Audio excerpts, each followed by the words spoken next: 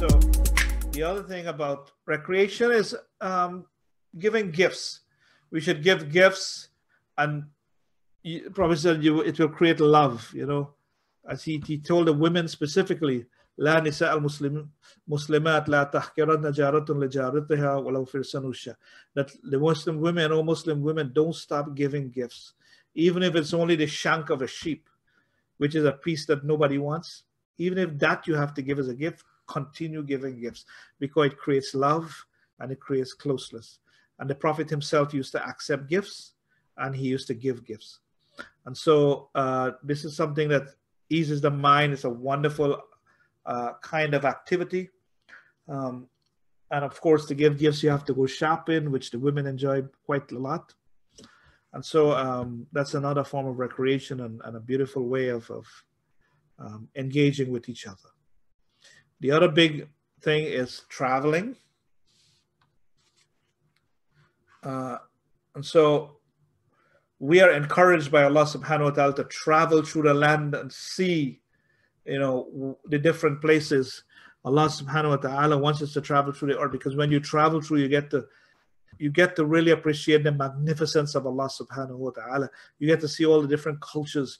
You get to see all the different landscapes and buildings, and the person who travels, they truly become broad-minded. They develop a certain kind of perspective in life. They engage with people with more empathy. They have knowledge of things. They don't rush to judgment. They're not confined and biased a lot of times, because they've seen the world, and they develop a more appreciation for their own situation. The Prophet ﷺ said, "Kun fi dunya ka'annaka gharib abiru sabil." Be in this world as if you're traveling or you're a stranger. And so we are encouraged to travel as a way. And most people, they choose this to have as a recreation. They go on family vacations. They travel for leisure. Some people travel for knowledge.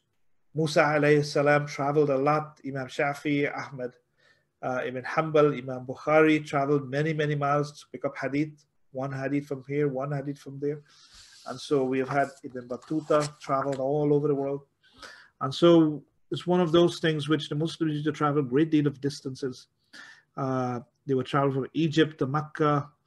And there was one commander in Egypt who was mistreating the people.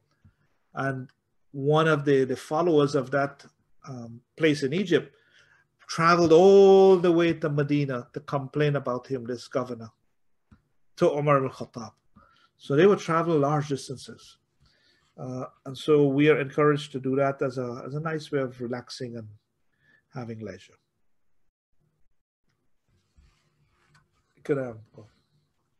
So generally, when you study what the scholars have indicated to us, is that they normally discuss recreation and leisure as something that you do just in a minimal way to just regroup yourself, and they kind of like don't want to encourage anybody to become too in love with fun stuff or with things which are like that, because they, as I said from the beginning, they want you to see life as a serious thing.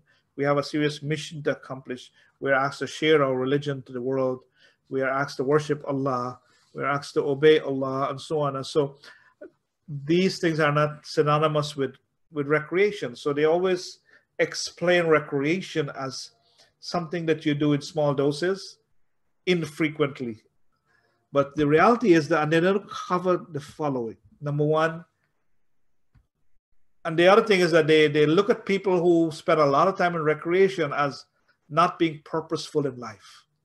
But then you have where there are cultures like the one we live in, where sports is a way of life, where actually recreation is big business. And so in that situation where recreation is actually a full-time job, a lot of times the scholars don't seek to invest that. So if, for example, I'm a professional athlete, and the question becomes, am I useless? Is it recommended for me to do that? And really, the reality is that if you want to do any recreation or any one of those sports as a professional career, then it is allowed. But what happened is that a lot of times the people who do that, when they make their income, now they're able to contribute to the Islamic work in many, many ways, financially and otherwise. And so becoming a coach, becoming a professional athlete, should not be diminished or looked upon as negative, because those people, they can earn large amounts of money and make more significant contributions than the one who's an accountant sitting doing an accounting job. And so it does have a place in the scheme of things to be a useful member of society and pursue recreation as a job.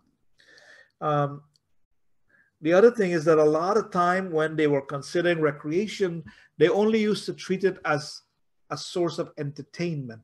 So like when they talk about music, for example, it was mainly looked at as entertainment. But now today, we're able to see music is used for therapy. Music is used as a treatment for certain ailments. We see music being used in movie making. Music is used in advertisement. Music is used in marketing. You know, try watching a movie without any sound effects, and you don't have a movie. You know, so it has become very powerful way of being used, not just for entertainment. So most of the fatwas that came was fatwas belittling it or condemning it because of entertainment. But now music has become a tool. Look, they've done research and showed. They took 2 plants and they played classical music to one plant, and then they played rock and roll music to the next plant. And when both plants begin to grow, they found that the one that they played rock and roll started to grow in such a wild, erratic manner as compared to the one that was listening to classical music. You know, so even the effects it has on plant. And so now with music being used for business for so many ways, recreation, and not only music, all the other different forms of recreation, they're being used for different purposes. So in that sense, there has to be a re-understanding of how we classify them, and don't just make them halal, haram, you know, just arbitrarily because they're used for recreation. So recreation is haram, so we condemn all of it. The reality is it has tremendous use in so many things for autistic kids and so on. Lastly, I think this is the last. What's the next one? Yeah, I think this is the last slide. Okay, so the last slide is social media, which is used for recreation, video games, and all this other stuff. We have to approach these with a little bit of caution, because social media can, as we know, be very addictive, and social media can affect you mentally. You know, it can change your moods. Some people, based on social media, have committed suicides. Bullying can take place in that arena. There's a tremendous amount of encouragement to be negative, and so we make negative posts, and we get sucked into all of this in a very in a way that seems seamless.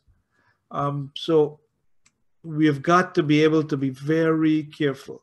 And you've seen people who, when you take away their phones, their cell phones, you know, it's like they become like a drug addict, like looking for a fix. In fact, they have found that when they did research with the teenagers, as soon as the teenager touched their phone, dopamine, which is the chemical in your brain that is responsible for making you feel nice and wonderful, begins to be produced immediately as soon as that kid touched that phone. You know, it automatically produces dopamine and give them a nice feeling. And so these things, they have effects on the way they changes us. And so you've got to be able to be careful about social media. Use it for education. You can use it for entertainment. You can use it for marketing. You can use it for so many things. But try to balance. Don't get sucked into it to such an extent. Have some boundaries for yourself. Don't get involved in writing or publishing negative things about anyone. So that's really important. And so don't publicize your family vacations before people come in your house.